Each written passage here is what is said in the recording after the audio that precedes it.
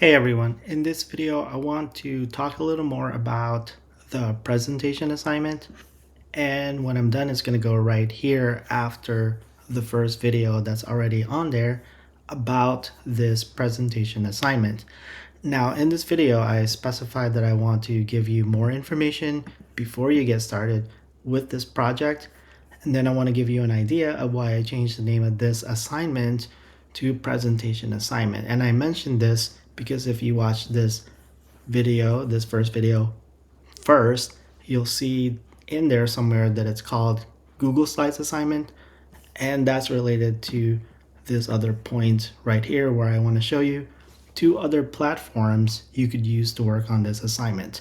So first thing before getting started, looking at module 2, week number 2, I have a roadmap for you all. And if you go through this in the order that I presented to you, you will see that you'll have a paragraph about information graphics, and then presentation software, and then if Lincoln had PowerPoint.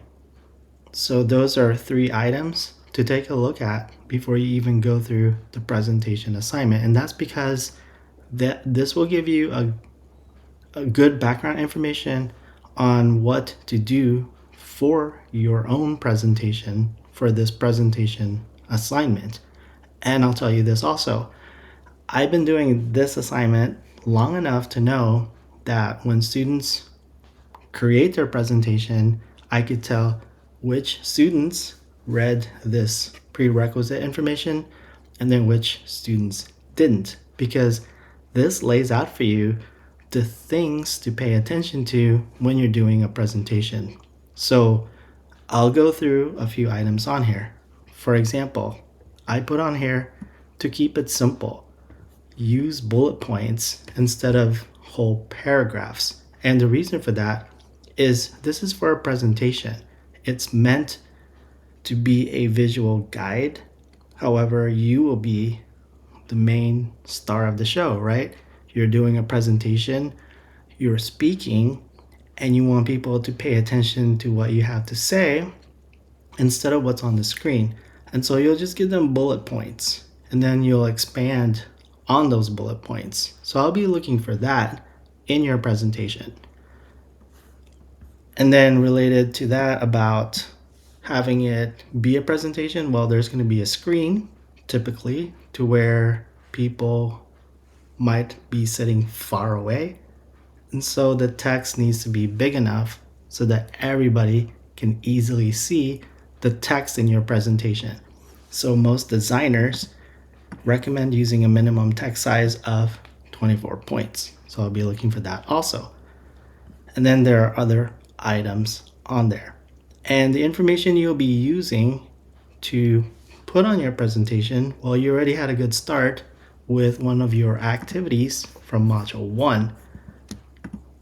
In Module 1, if you'll recall, there was a getting to know you activity. Well, you could use those answers there, the information you presented, to include in your presentation. Now, if you do look at the presentation assignment instructions some more, there are things that I tell you to talk about, your family, work experience, and so on. So read through that, but also take a look at what you did in the getting to know you activity to see what information you could use so that you could do a presentation about yourself. And the thing to pay attention to in week 2 is not only do you have to turn in your presentation via this link right here, you also have a discussion where you will be sharing the link with your classmates. And so there are also additional things with this discussion. You have your initial post where you share your presentation, and then in your reply to your classmate, that's where you'll provide feedback about the presentation, provide feedback on at least one thing you think could be improved upon. And then just like any other proper interaction, when you're addressing a classmate's presentation, well, find things that you could talk about. Maybe it could be things you have in common or interests and so on. Ask questions and have a conversation. Now, the requirement is to do that with just one classmate's post, at least one. However, feel free to do more than one. Let's get to know each other.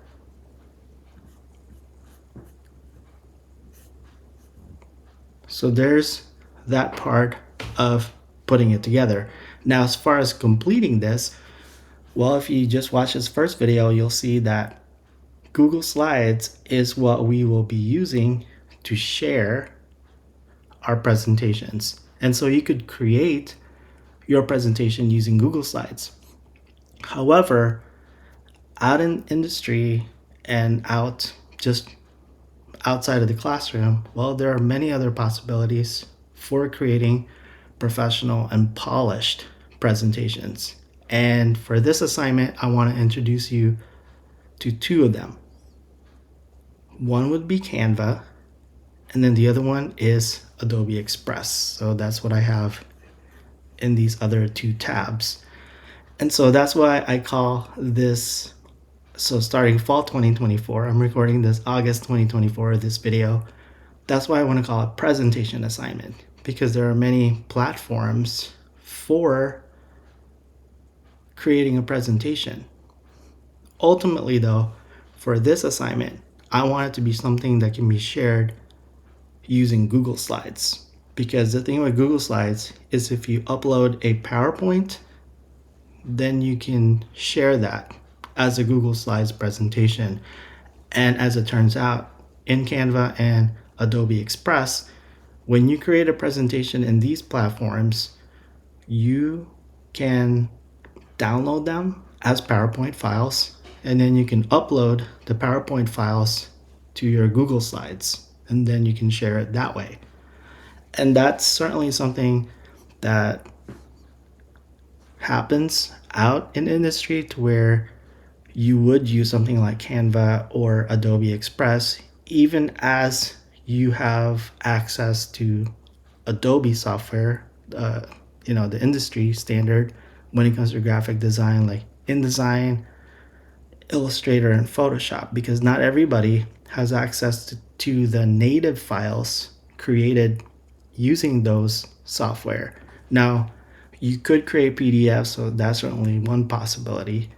But really the most common platform for doing presentations, just because of their capabilities when presenting on a screen, for example, well, the common way to do it really would be something like Google Slides or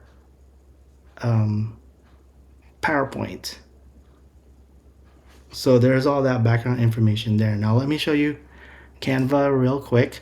So you'll have to create an account if you want to use Canva. You go to canva.com, and now in this platform you can see that there are many more things you can create besides just presentations. There's documents, videos, other print products like business cards, flyers, and things like that.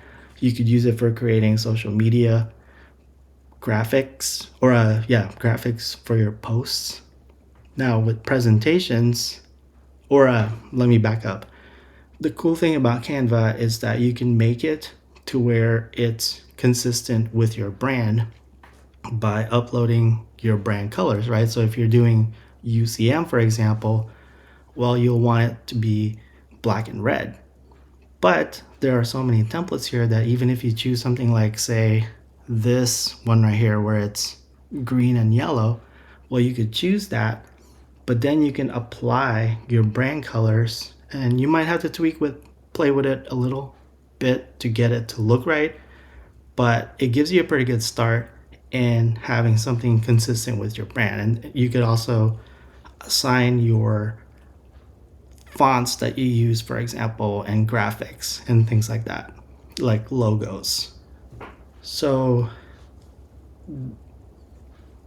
it would be just a matter of clicking on presentation, and then you can find different templates and then customizing that.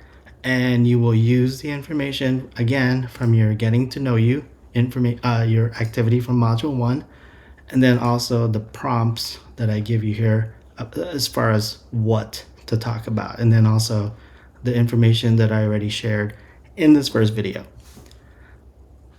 All right, now Adobe Express, I wanted to point this out as another possibility because, well, in this class, we're learning about Adobe, so I thought, why not use one of their other products? Now, when you go to adobe.com/express, it makes it look like you need to have some kind of subscription. However, you just need to have an Adobe ID, and then you can use Adobe Express for free. And I won't say much more about this one except that I like using Adobe Express because it's tied to my Adobe account. And so many of the assets that I create in Illustrator, Photoshop, and InDesign, I could easily, it could be part of my workflow where it's already just in Adobe Express. So that's pretty useful. And it has the same functionality as Canva as far as using templates to create many different things like social media stuff, video, photos, and presentations. And as I mentioned a few minutes ago, when you create presentations in Adobe Express or Canva, you can download them as PowerPoint files and then upload them into Google Slides, which you can then share as a link, share the link to that presentation in your presentation assignment. So that's one aspect of your activity for week 2. And then the other part is to share your presentation in this discussion. All right, that's what I got about the presentation assignment. Please feel free to reach out if you have any questions.